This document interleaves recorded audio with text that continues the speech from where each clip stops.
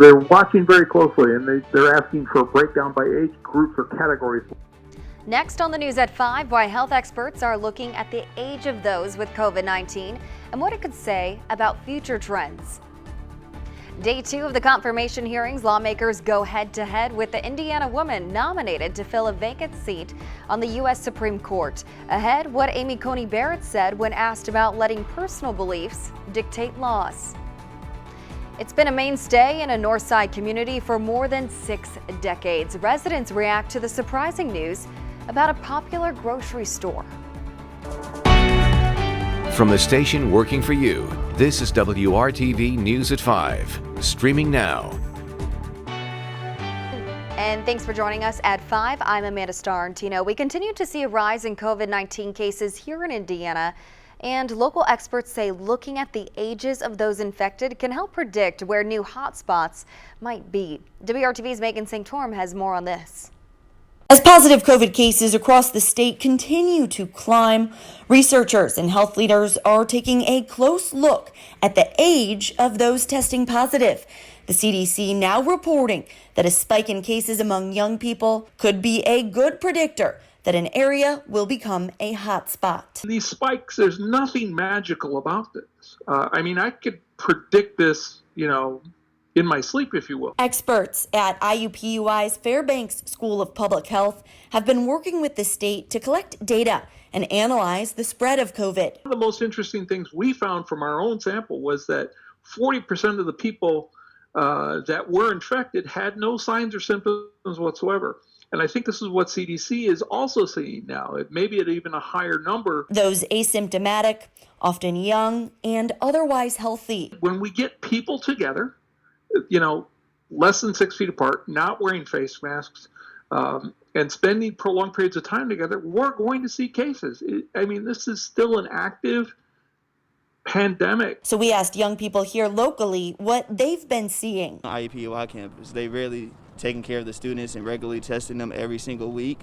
I feel like it's more people that's older in age who honestly is not really listening to the CDC guidelines and stuff like that, and not really staying communicated with their environment and local authorities. I think young people particularly take it a little more less seriously since their immune systems are stronger and doesn't necessarily pertain or harm to them as much, versus I say older people, or even if you're a young person with an older person in your household, then they may take it more seriously. But experts say regardless of your age, everyone still needs to take this seriously. We're not out of the woods yet. Right, that this is still an active pandemic. Working for you, Megan Sanctorum, WRTV. Hotspot counties are defined as those that had more than 100 cases in the previous 7 days and had experienced increases in cases in the preceding 3 to 7 days. And the state health department reports 1,569 new positive coronavirus cases and 27 more deaths, bringing the total number to 3,595. Since March, more than 138,000 Hoosiers have tested positive for the virus, and more than 2.3 million tests have been administered in Indiana. Now, Kevin Gregory joins us with our first look at our forecast. And you told us yesterday, Kevin, and you were so right. It was a perfect day. Yeah, back to sunshine 24 hours ago, right? We had showers, even isolated thunderstorm on radar, but now back to our dry pattern. Love this. This is the Brown County leaf cam, and I got to be honest, I don't just look at the colorful leaves when we show this. I'm looking for the wildlife, any deer, and maybe even a bald eagle. If you spot one in there sometime, let me know. As far as any cloud cover, you don't spot many clouds then today. Temperatures have been in the upper 60s. We're getting ready for our warmest day of the week, which will arrive tomorrow, and that warmer air will come from the west. Check out St. Louis, Springfield, Missouri. The southwest wind tomorrow will be even stronger than we've had today, which has been gusting 20 to 25. The winds will pick up during the day tomorrow and draw in the warmer temperatures. For this evening, beautiful evening temperatures. They'll fall off rather quickly. So will the wind. Once the sun sets, the wind will begin to calm down. We'll be into the mid-50s by the time we get to late evening. Let's turn it the other way. Temperatures rise tomorrow. A mixture of clouds and sunshine, and the high temperature up to 75 degrees, if not warmer. We'll talk about what happens after that. Big changes begin on a Thursday and will last into the weekend. We'll enumerate those coming up. It's day 2 of Judge Amy Coney Barrett's Supreme Court confirmation hearing, and lawmakers were quick to pepper her with questions on everything from health care to abortion. Barrett's confirmation process has already divided down party lines. ABC's Andrew Dimbert is following the latest from today's hearing and is on Capitol Hill with more. Today, lawmakers getting their first crack at questioning President Trump's Supreme Court nominee, Judge Amy Coney Barrett. Do you commit to recusing yourself from any case arising from a dispute in the presidential election? I do assure you of my integrity, and I do assure you that I would take that question very seriously.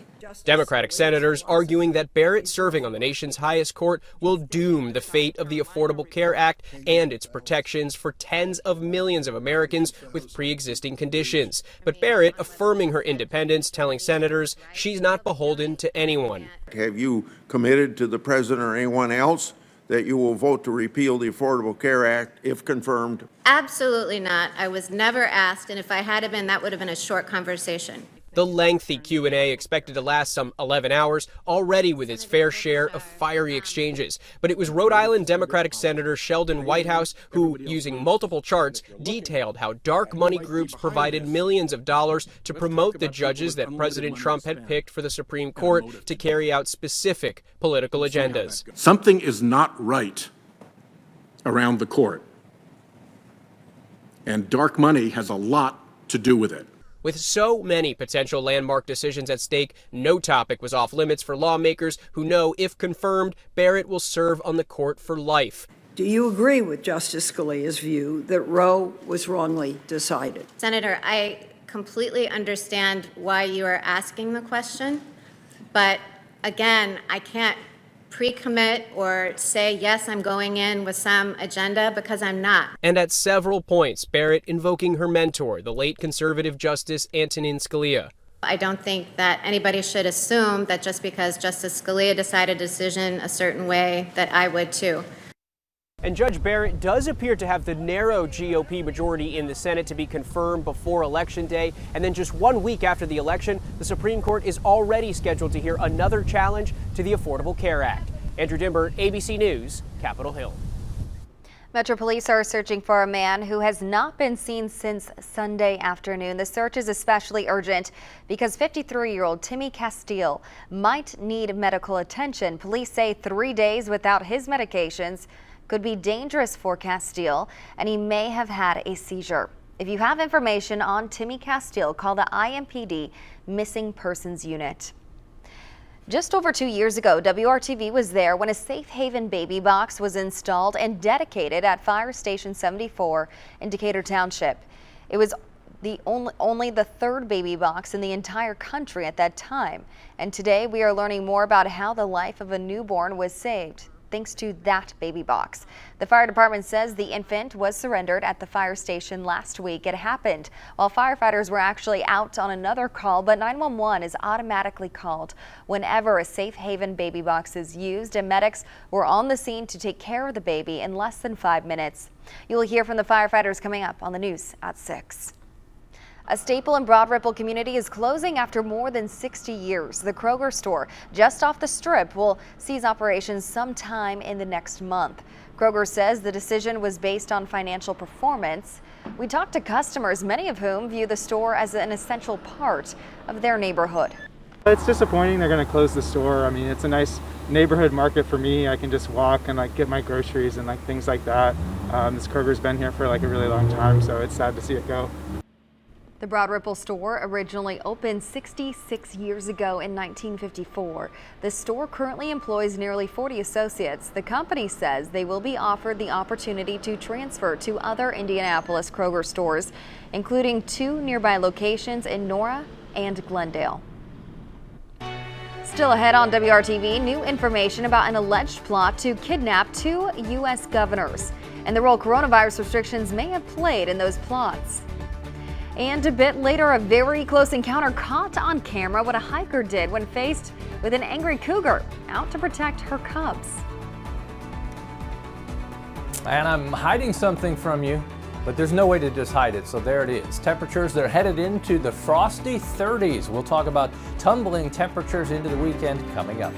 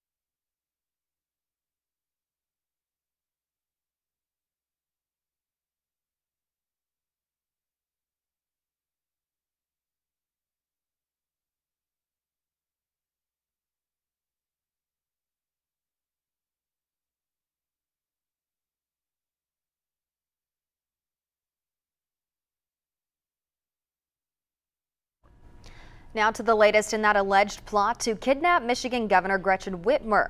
5 out of the 13 men who were arrested faced a judge in federal court today, and prosecutors alleged Governor Whitmer was not the only politician the suspects were apparently after. ABC's Rena Roy has the latest. After allegedly training for months with an arsenal of weapons, 5 of 6 suspects charged with conspiracy to kidnap now facing a judge in federal court. Accused in an apparently intricate plan to take down Michigan Governor Gretchen Whitmer. It wasn't simply to kidnap, it was to put me on a trial of some sort and then possibly execute me. That's the kind of thing that you would expect to hear from a group like ISIS. And that's why when people refer to these groups casually as militias, we have to call it for what it is. Another 7 men are facing state charges. Prosecutors detailing the group's disdain for Whitmer's COVID-19 restrictions, alleging they even mentioned possibly kidnapping Virginia Governor Ralph Northam for the same reason. Authorities claim the men charged by the state were affiliated with the group Wolverine Watchmen and were ready with guns and explosives to potentially attack the Michigan State Capitol building and target law enforcement. Using encrypted chats and code words, they also allegedly discussed shooting Governor Whitmer or leaving her on a boat with a disabled engine in the middle of Lake Michigan. Both governors blaming the Trump administration for inspiring violent extremists. These threats are not coming, and this rhetoric is not coming from another country.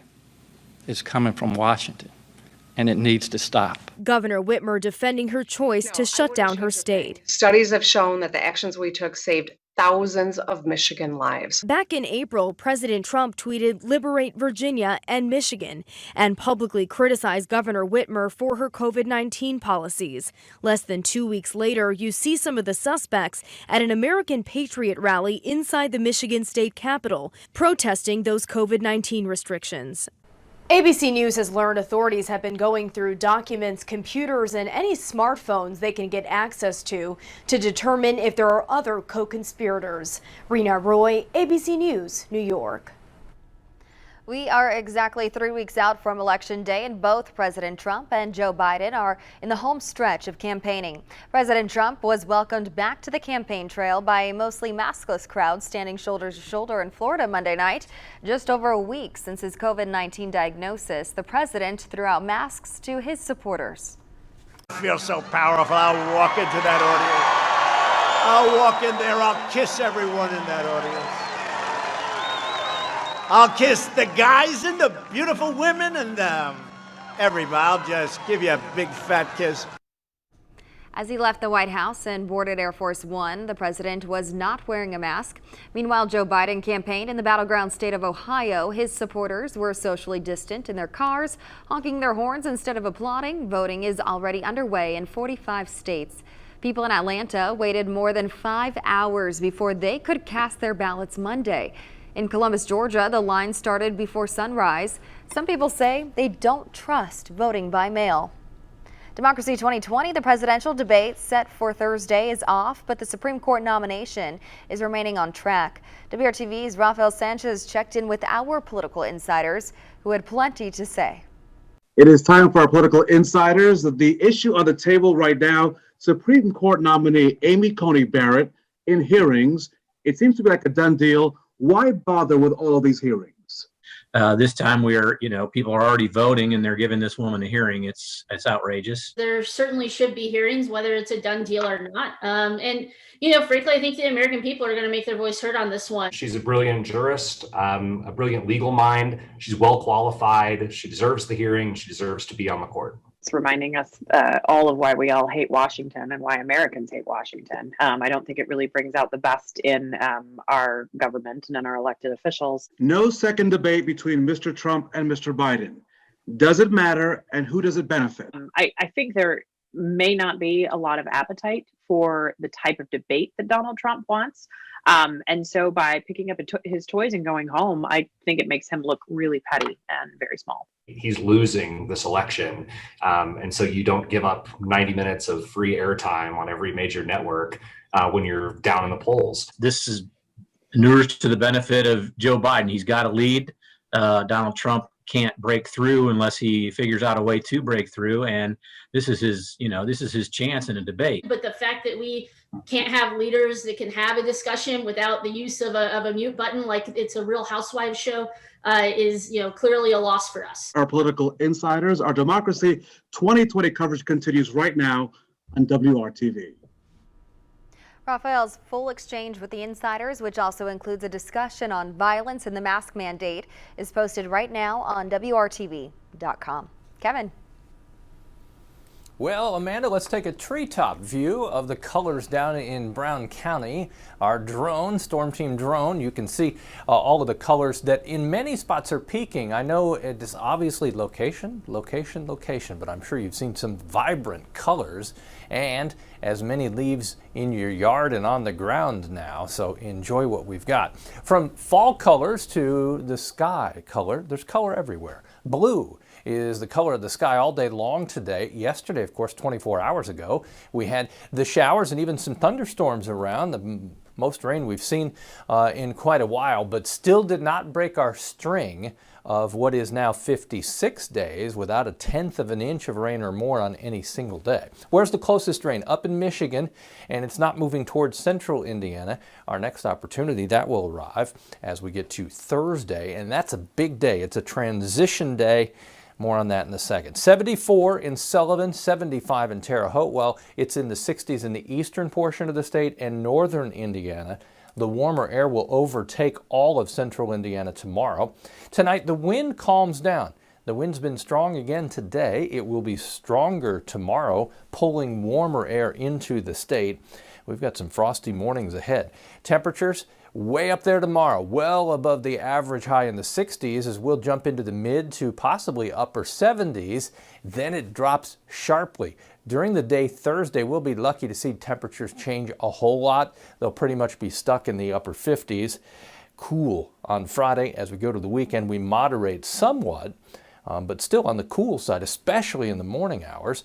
The trend from from Thursday morning's low of 53, sharply colder as we go to the weekend, and these are Indianapolis temperatures, and I point that out because outlying areas will see colder temperatures. We may have some spots that hit the freezing mark or a little below on Saturday. That'll be dependent upon the wind.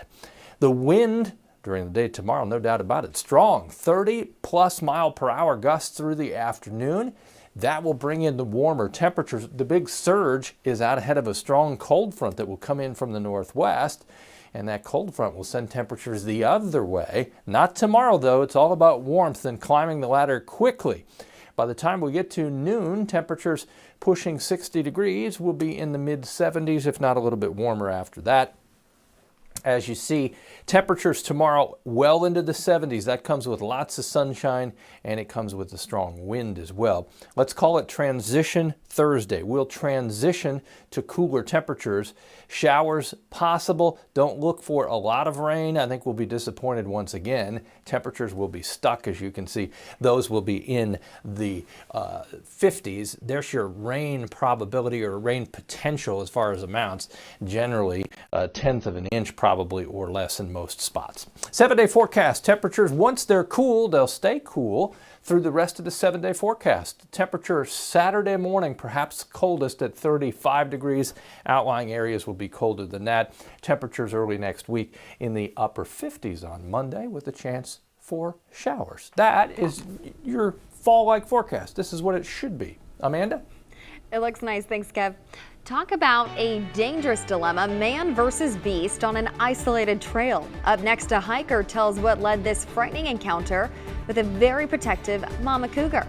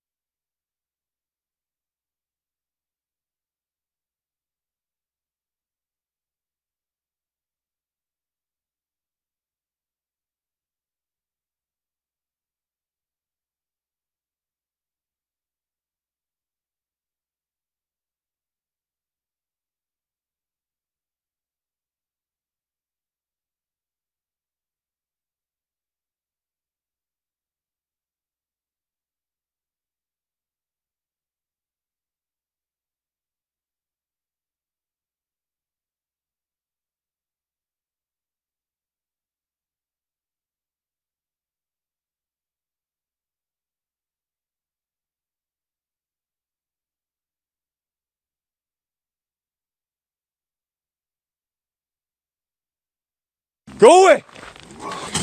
Nope. A hiker's nightmare caught on camera for 6 heart-pumping minutes. Hiker Kyle Burgess came face to face with a cougar in Slate Canyon, Utah.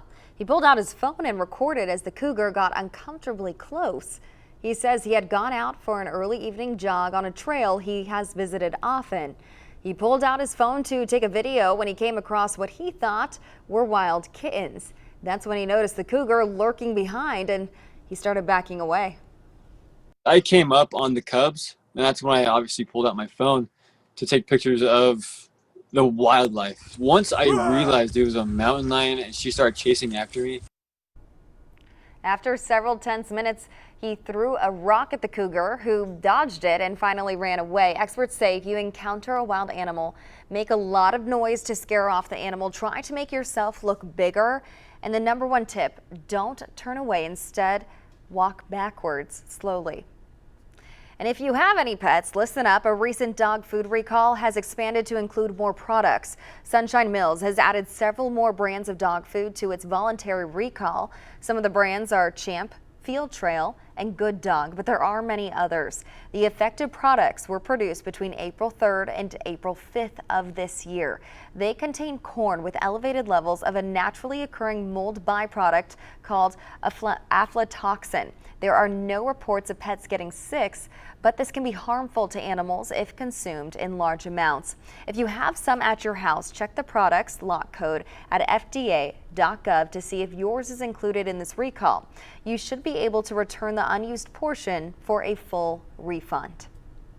The U.S. Postal Service dedicated a new KWANZAA stamp today. It shows the profile of a reflective woman with a kinara, or a candle holder, with several lit candles in front of her. The stamp is available nationwide today.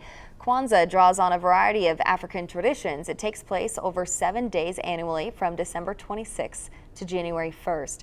It's based on 7 founding principles: unity, self-determination, collective work and responsibility, cooperative economics, purpose, creativity, and faith. We'll be right back with the news at 5:30.